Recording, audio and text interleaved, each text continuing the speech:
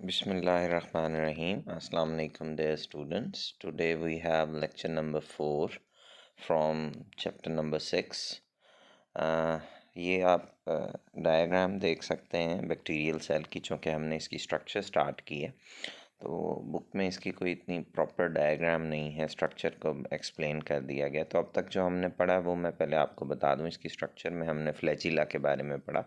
ये आप देख सकते हैं, यहाँ फ्लैजिला शो किए गए और हमने जो है वो प्लाज्मिड ये कैप्सूल के बारे में हमने पढ़ा हुआ है। इसकी सेल वॉल के बारे में हमने पढ़ा है। तो आज हम बाकी की इसकी स्ट्रक्चर जो है उस पर बात करेंगे। एक नज़र इस डायग्राम को देख लीजिए। इसमें पिल्लाए, ये जो धागा नुमा स्ट्रक्चर्स हैं, ये पिल्लाए शो किए गए हैं। इनको आज हम पढ़ेंगे। प्लाज्मिड्स के बारे में पढ़ेंगे। ये स्मॉल सर्कुलर डीएनए के पीसेज हैं ब्लू कलर में जो शो हुए हुए, दीज आर प्लाज्मिड्स। इसके अलावा हम इसका ये जो न्यूक्लियोइड डीएनए है इसके बारे में बात करेंगे। ये छोटे छोटे रेड कलर के जो राइबोसोम्स हैं इन पर हम बात करेंगे। प्लाज्मा मेम्ब्रेन पर, इसके साइटोप्लाज्म पर बात करेंगे और छोटे छोटे ग्रेन्यूल्स होते हैं इसके अंदर, उन पर। तो इसकी स्ट्रक्चर आज हम कंप्लीट करते हैं। तो सबसे पहले सेल मेम्ब्रेन, जैसा कि आप इस डायग्राम में देख सकते हैं, सेल वॉल के बिल्कुल अंदर की तरफ जो है जो ग्रीन कलर की लाइनिंग शो हो रही है, येलो कलर की लाइनिंग के अंदर येलो कलर की सेल वॉल है और आउटर मोस्ट बाउंड्री है, उसके अंदर जो है वो ग्रीन कलर की जो लेयर है वो प्लाज्मा मेम्ब्रेन है। तो just beneath the cell wall is the cell membrane. Cell wall के बिल्कुल नीचे की तरफ सेल मेम्ब्रेन है और प्लाज्मा मेम्ब्रेन मौजूद होती है। इसे सेल मेम्ब्रेन भी कहते हैं, प्लाज्मा मेम्ब्रेन भी कहते हैं। इट इज़ वेरी थिन, ये बहुत बारीक है, फ्लेक्सिबल, लचकदार होती है and completely surrounds the cytoplasm, और ये साइटोप्लाज्म को मुकम्मल तौर पे सराउंड करती है। Plasma membrane is very delicate in nature, ये बहुत नाजुक होती है, डेलिकेट होती है। Any damage to it results in the death of the organism. अगर किसी बैक्टीरियल सेल की सेल मेम्ब्रेन डैमेज कर दी जाए तो उस बैक्टीरियल सेल की डेथ हो जाएगी। Bacterial membranes differ from eukaryotic membranes. Bacterial जो कि प्रोकैरियोटिक मेम्ब्रेन होती है, सेल मेम्ब्रेन, वो एक यूकैरियोटिक सेल की मेम्ब्रेन से मुख्तलिफ होती है। किस लिहाज से, ये नोट कर लीजिएगा, ये एमसीक्यूज़ में आता है। जो प्रोकैरियोटिक या बैक्टीरियल मेम्ब्रेन है, it lacks sterols such as cholesterol. इसके अंदर स्टीरोल्स जैसा कि कोलेस्ट्रॉल वगैरह होते हैं वो मिसिंग होते हैं। सेल मेम्ब्रेन का काम क्या है? It regulates the transport of proteins, nutrients, sugars and electrons और अदर मेटाबोलाइट्स। ये मुख्तलिफ चीज़ें हैं जिनकी ट्रांसपोर्ट को जो है वो सेल के बाहर से अंदर और अंदर से बाहर की तरफ जितनी भी ट्रांसपोर्ट होती है, चाहे वो प्रोटीन्स की है, न्यूट्रिएंट्स की है, शुगर्स की, इलेक्ट्रॉन्स की है, या दूसरे मेटाबॉलिज्म में यूज़ होने वाले केमिकल्स की है, उनको ये कंट्रोल करती है। The plasma membrane of bacteria also contains enzyme. Plasma membrane में एंजाइम्स भी होते हैं फॉर रेस्पिरेटरी मेटाबॉलिज्म, जो कि रेस्पिरेशन की लिए इस्तेमाल किए जाते हैं। इसके बाद अगर आप इस डायग्राम को एक नज़र देखें तो इसमें लाइट जो ग्रीनिश कलर का एक फ्लूइड भरा हुआ है सेल मेम्ब्रेन के अंदर, उसे हम कहते हैं साइटोप्लाज्म। ये लेबल किया गया है साइटोप्लाज्म। इसको हम स्टार्ट करते हैं। The cytoplasm of prokaryotic cell lacks membrane bounded organelles. एक प्रोकैरियोटिक सेल का जो साइटोप्लाज्म है उसमें एक यूकैरियोटिक सेल के बिल्कुल ऑपोजिट मेम्ब्रेन बाउंडेड ऑर्गेनेलिस कोई भी मौजूद नहीं होते, यानी इसमें ऑर्गेनेलिस बहुत कम है या तो ना होने के बराबर है। सिर्फ एक ही ऑर्गेनेल है और वो इस वजह से है क्योंकि उसकी मेम्ब्रेन नहीं है, और वो है राइबोसोम्स। इसमें साइटोस्केलेटन भी मौजूद नहीं है, इसमें मेम्ब्रेन बाउंडेड ऑर्गेनेलिस भी नहीं होते। साइटोस्केलेटन आपने पढ़ा हुआ है, उसमें माइक्रोट्यूब्यूल, माइक्रोफिलामेंट आते हैं, इंटरमीडिएट फिलामेंट। तो माइक्रोट्यूब्यूल स्पेशली साइटोस्केलेटन के जो है मिसिंग होते हैं इनके अंदर। The cytoplasmic matrix is the substance. Basically ये साइटोप्लाज्मिक मैट्रिक्स है, ये एक सब्सटेंस है present between the plasma membrane and the nucleoid. तो इसका ये जो डीएनए वाला पोर्शन है इसे न्यूक्लियोइड कहते हैं। ये साइटोप्लाज्म का ही एक हिस्सा है, इसी में बस डीएनए होता है तो इसे न्यूक्लियोइड कह देते हैं। इस न्यूक्लियोइड और प्लाज्मा मेम्ब्रेन के दरमियान में ये मैट्रिक्स मौजूद होता है, जिसे साइटोप्लाज्मिक मैट्रिक्स कहते हैं। Small molecules can move thoroughly in it rapidly. छोटे छोटे मॉलिक्यूल्स साइटोप्लाज्म में मूव करते रहते हैं तेज़ी से। The plasma membrane and everything present within it is known as protoplast.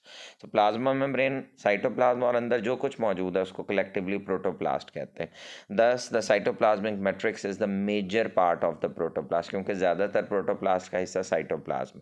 Other large discrete structures, मुख्तलिफ किस्म की साख्तें जैसे कि क्रोमेटिन है, न्यूक्लियर बॉडी या chromatin body, ribosome, mesosomes, granules and nucleoid are present in the matrix. तो आगे हमने यही अब स्ट्रक्चर में पढ़ने।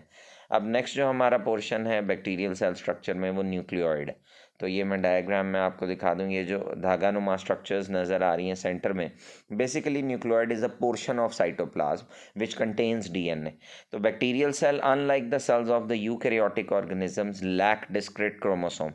यूकैरियोटिक ऑर्गेनिज्म या सेल्स की तरह इसके अंदर प्रॉपर जो है वो क्रोमोसोम तो नहीं होता, न्यूक्लियर मेम्ब्रेन भी नहीं होती, तो they do not possess a definite nucleus. The nuclear material or DNA in bacterial cell occupies a position near to the center of the cell. इनका जो डीएनए है या न्यूक्लियर मटेरियल है वो सेल के सेंटर में तो मौजूद होता है, बट उसकी कोई बाउंड्री नहीं होती जैसे कि न्यूक्लियर मेम्ब्रेन। दिस मटेरियल ये होता क्या है, this is single circular and double stranded DNA molecule. ये छोटा सा सर्कुलर 2 स्ट्रैंड्स पर मुश्तमिल डीएनए का मॉलिक्यूल है। It aggregates as an irregular shape dense area called the nucleoid. तो ये साइटोप्लाज्म के सेंटर में एक छोटे से डेंस एरिया की तरह मौजूद होता है जिसे न्यूक्लियोइड कहते हैं। This chromatin body, basically nucleoid को क्रोमेटिन बॉडी भी कहते हैं, is actually an extremely long molecule of DNA. ये असल में एक छोटा सा डीएनए का काफ़ी बड़ा सारा डीएनए का मॉलिक्यूल है दैट इज़ टाइटली फोल्डेड, जो कि काफ़ी फोल्ड अप होके सेल के अंदर जो है साइटोप्लाज्म में न्यूक्लियोइड में फिट हुआ हुआ है। Since bacteria have a single chromosome they are haploid. ये नोट कर लें, ये बोर्ड में एमसीक्यू आया था। क्रोमोसोम का एक ही, इनका बैक्टीरिया का एक ही सिंगल क्रोमोसोम है, इस वजह से इसे हैप्लॉइड कहते हैं। तो ये येलो बॉक्स को हम ज़रा पढ़ लेते हैं। Other names for nucleoid are nuclear body, chromatin body, nuclear region. It is visible in the light microscope. ये जो न्यूक्लियोइड है ये लाइट माइक्रोस्कोप में नज़र आता है सिर्फ तब after staining with Feulgen stain. Feulgen stain जो है अप्लाई करने के बाद ये न्यूक्लियोइड वाजे होता है, अदरवाइज ये नज़र नहीं आता।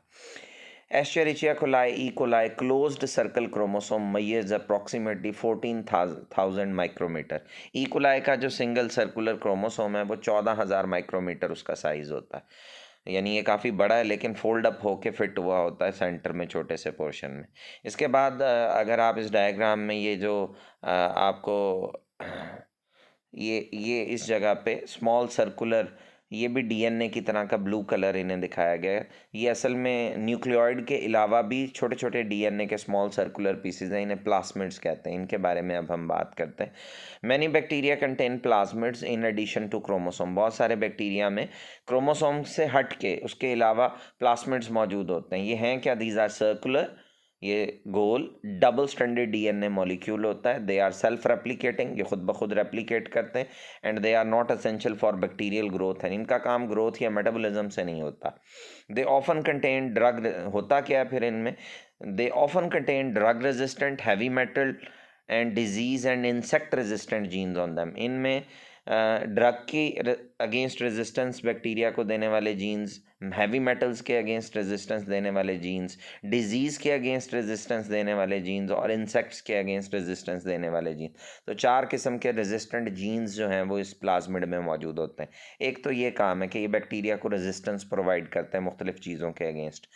दूसरा काम येलो बॉक्स में दिया हुआ है, plasmids are important vectors. Vectors कहते हैं कैरियर, जो कि किसी स्मॉल डीएनए के पीस को अपने साथ अटैच करके एक ऑर्गेनिज्म से दूसरे में शिफ्ट कर सकता हो।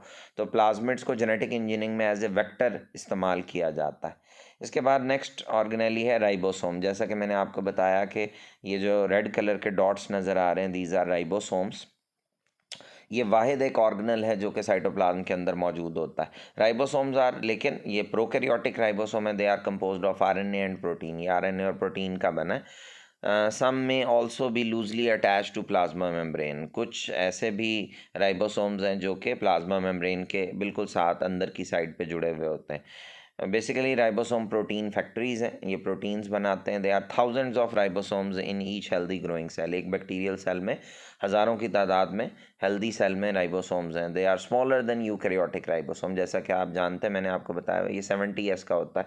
इसकी एक सब यूनिट जो लार्जर सब यूनिट है 50S की और स्मॉलर 30S की होती है, लेकिन कुल मिला के 70S का प्रोकैरियोटिक या बैक्टीरियल राइबोसोम होता है। इसके बाद मीसोसोम्स के बारे में मैं आपको बता दूं। मीसोसोम्स यहाँ पर डायग्राम में तो कहीं शो नहीं किए गए, लेकिन ये मैं आपको बता दूं कि ये जो ग्रीन कलर की लाइनिंग प्लाज्मा मेम्ब्रेन शो हो रही है, ये प्लाज्मा मेम्ब्रेन कुछ जगहों पे अंदर की तरफ इन्वेजिनेशंस बनाती है।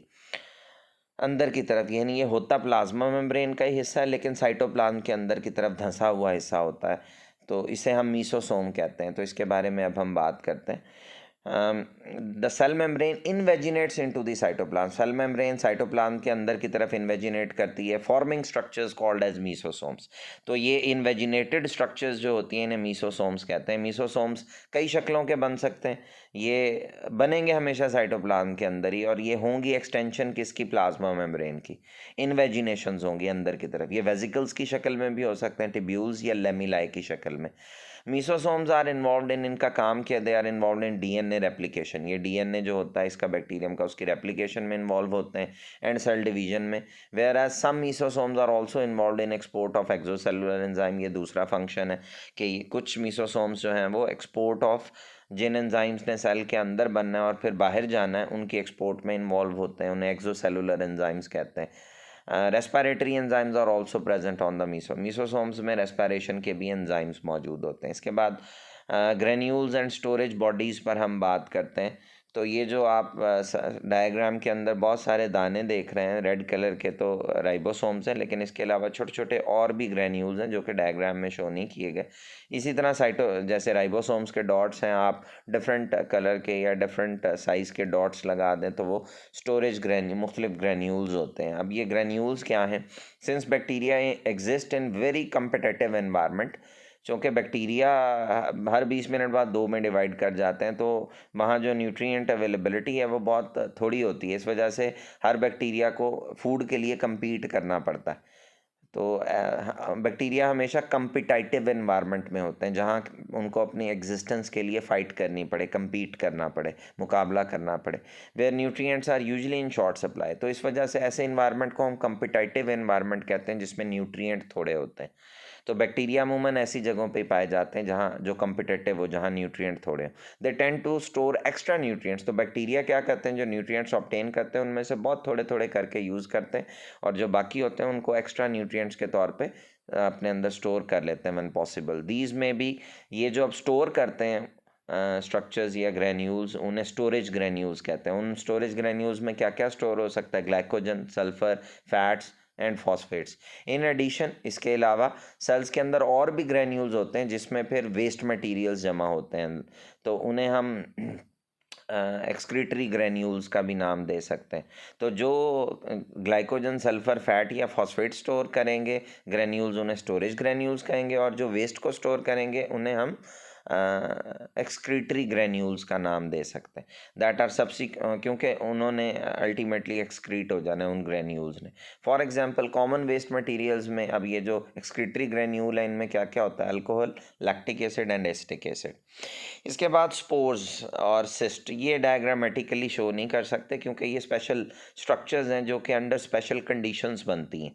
Certain species of bacteria produce spores. कुछ बैक्टीरिया की स्पीशीज़ हैं जो स्पोर्स पैदा करते हैं। स्पोर बाजुकात बैक्टीरियल सेल के अंदर बनता है, बाजुकात बैक्टीरियल सेल के बाहर बनता है। अगर बाहर बने तो उसे एक्सोस्पोर कहते हैं, अगर अंदर बने तो उसे एंडोस्पोर कहते हैं। They are metabolically dormant bodies. Spores होते क्या हैं? ये मेटाबॉलिज्म इनकी बिल्कुल ही लो होती है या ना होने के बराबर हो रही होती है। तो ऐसा पॉइंट जब बैक्टीरिया की मेटाबॉलिज्म बिल्कुल लो हो जाए और बैक्टीरियल सेल डॉर्मेंट हो जाए तो वो एक स्पोर बन जाता है। तो and are produced at a late stage of cell growth. तो अमूमन जब बैक्टीरियल सेल ग्रो कर रहा होता है तो ये स्पोर्स हमेशा लेट स्टेज में जाके बनते हैं, जैसे जैसे उसकी ग्रोथ की स्टेजेस आती हैं। आगे चल के हम किसी लेक्चर में बैक्टीरियल ग्रोथ की स्टेजेस भी पढ़ेंगे। Spores are resistant to adverse physical environmental conditions. तो जब कभी शदीद एनवायरमेंटल कंडीशंस होती हैं जो कि बैक्टीरिया के लिए सूटेबल ना हो, जिन्हें हम कहते हैं अनफेवरेबल कंडीशंस, जैसे कि लाइट बहुत हाई हो जाए, टेम्परेचर बहुत हाई हो जाए, किसी किस्म का सेल को तोड़ फोड़ का, डेसिकेशन का सामना करना पड़े, पीएच फेवरेबल ना हो और केमिकल एजेंट्स हों जो सेल के लिए ख़तरा हो, तो ये unfavourable adverse physical environmental condition है। तो इसमें बैक्टीरिया अमूमन स्पोर्स में अपने आप को चेंज कर लेते हैं। तो जैसे ही condition under favourable condition they germinate and form vegetative cell, वो वेजिटेटिव सेल वापस बना देते हैं।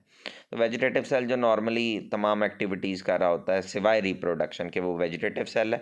जैसे ही वो रिप्रोडक्शन स्टार्ट करेगा तो वो रिप्रोडक्टिव सेल बन जाएगा बैक्टीरियल सेल।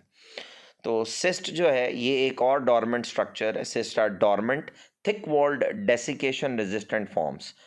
ये इसमें भी जैसे स्पोर्स में डॉर्मेंट हो जाता है बैक्टीरियल सेल, सिस्ट में भी डॉर्मेंट हो जाता है। डॉर्मेंट का मतलब होता है सो जाना, रेस्ट कंडीशन में चले जाना, वेजिटेटिव एक्टिविटीज़ ना करना, सिर्फ रिप्रोडक्टिव एक्टिविटीज़ की तैयारी करते रहना।